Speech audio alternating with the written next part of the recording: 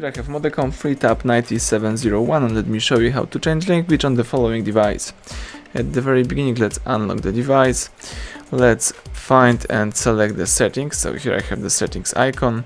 Scroll down and choose language and input. So here you need to choose language from the top of the screen, and as you can see here we've got the full list of available languages that you can use on that device. In my case, let me switch my language from English to Spanish, for example. Let's tap the Español from España, and as you can see right now the whole list of settings and also applications goes into Spanish. If you would like to go back to previous version, just find and select Ajustes.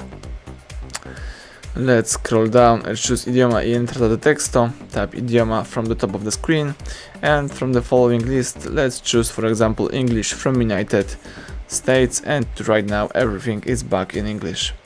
So that's it, everything went well, thank you for watching, please subscribe our channel and leave thumbs up under the video.